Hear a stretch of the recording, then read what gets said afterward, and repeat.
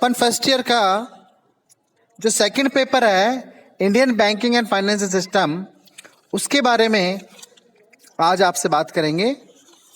सबसे पहले सिलेबस आप पीडीएफ के रूप में मिल जाएगा आपको थोड़ी देर के अंदर। पीडीएफ के हिसाब से आपको देखना है कि क्या सिलेबस है। इसके अलावा जो इसका पहला चैप्टर आ रहा है वो बैंक परिभाषा एवं कार्यों संबंधित है। बैंक की परिभाषा क्या है एवं कार्य क्या है, बैंक डेफिनेशन एंड फंक्शंस। देखिए बैंकों का उद्गम कैसे हुआ, ओरिजिन ऑफ बैंक कैसे हुआ। बैंक शब्द के संबंध में दो मत प्रचलित है। एक मत के अनुसार तो बैंक शब्द का उद्गम इटालियन भाषा या इटालियन शब्द बैंको BANCO बैंकों से हुआ है।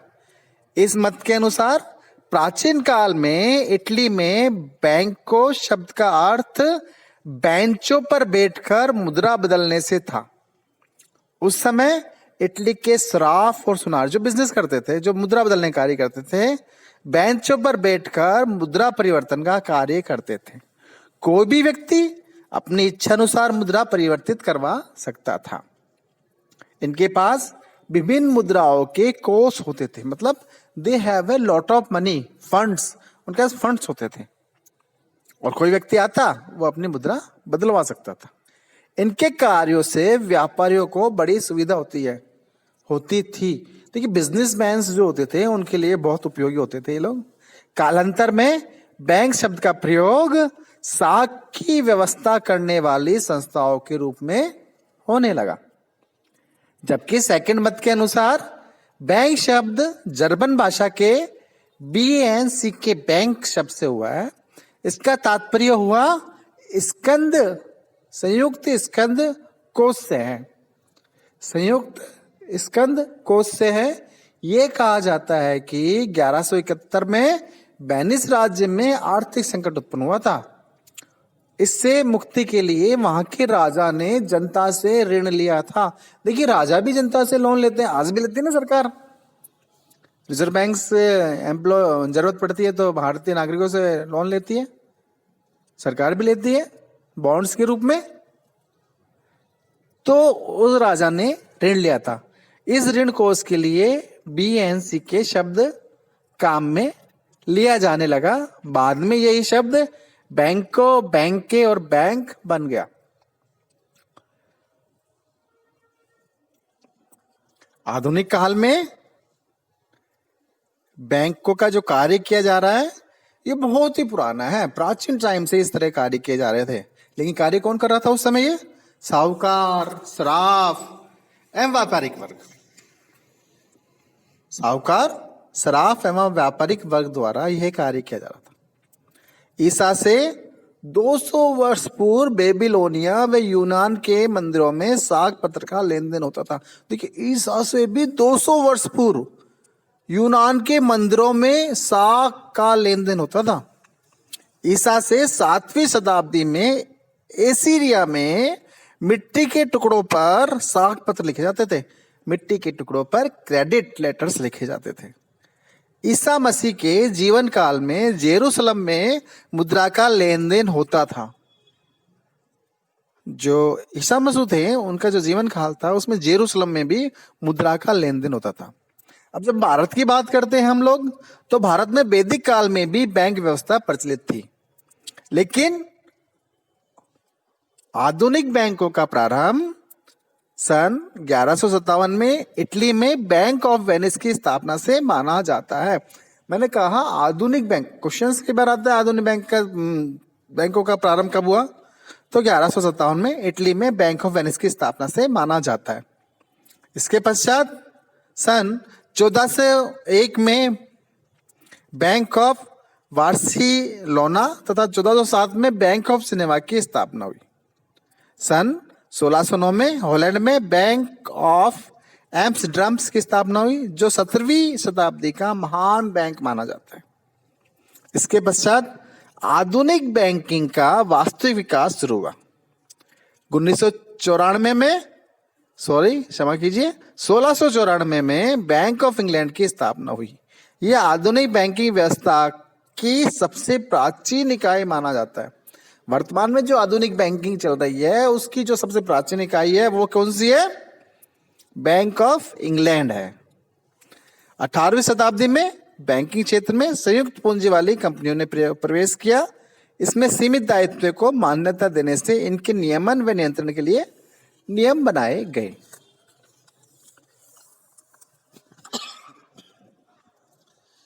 चलिए, आपकी स्क्रीन पे आ रहा है बैंक का अर्थ एवं परिभाषाएं क्या होती है।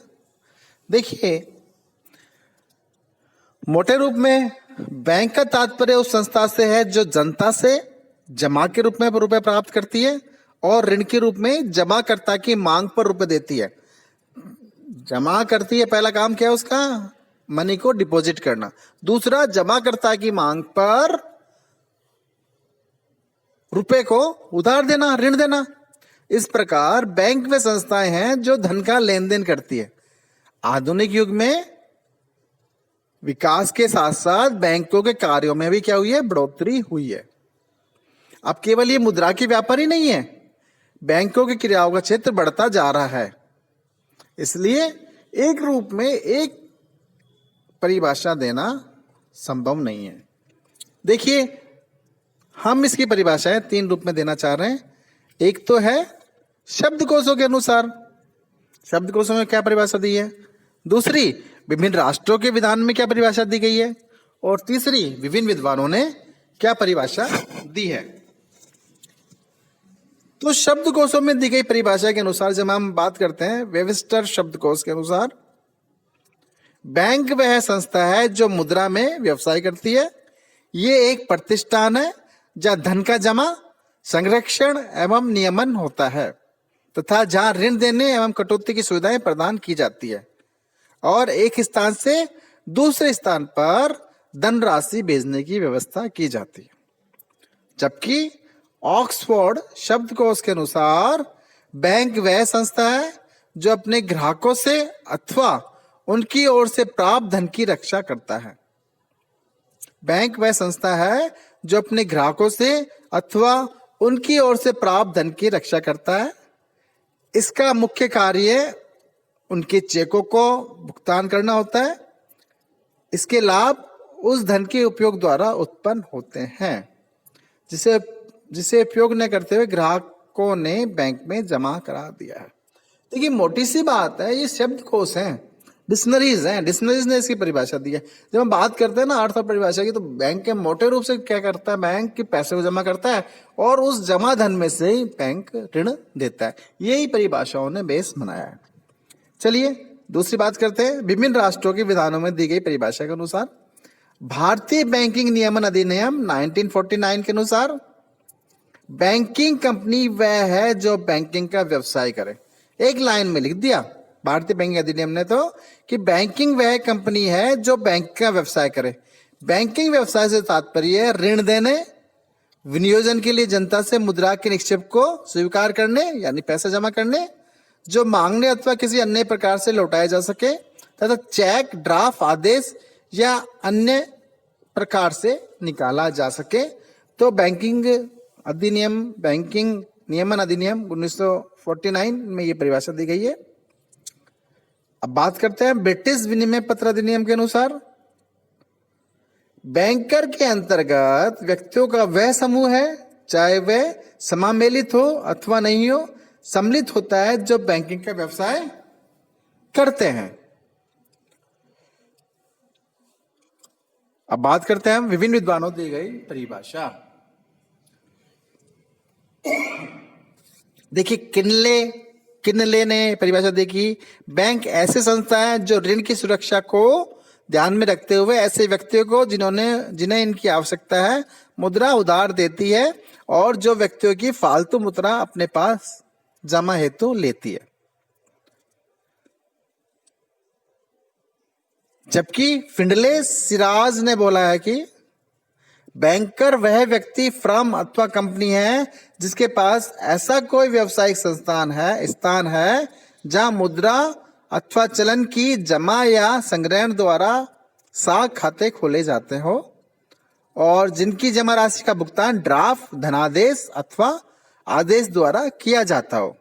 अथवा जहां ड्राफ्ट, ब्रांड, धातु तथा विपत्रों पर मुद्रा उधार दी जाती है, अथवा जहां प्रतिज्ञा पत्र भुगताने अथवा बेचने हेतु लिए जाते हैं। गिलबर्ट बोलते हैं कि बैंक पूंजी अथवा अधिक शुद्ध शब्दों में मुद्रा का व्यवसायी है। उन्होंने एक शब्द बोल दिया कि बैंक मुद्रा का व्यवसायी है, जो मुद्रा का व्यवसाय करे वो बैंक है। उपरोक्त सभी के आधार पर हम बोल सकते हैं कि जो वेबस्टर शब्दकोश की परिभाषा है वो सर्वश्रेष्ठ परिभाषा मानी जा सकती है। और सरल शब्दों में बोलूं मैं तो बैंक ऐसी संस्था है जो अपने ग्राहकों के लिए साख एवं मुद्रा का लेन देन करती है। बैंक एक ऐसी संस्था है जो अपने ग्राहकों के लिए मुद्रा एवं साख का लेन देन करती है। आज के लिए इतना ही काफी, कल आगे बढ़ते हैं। Thank you very much.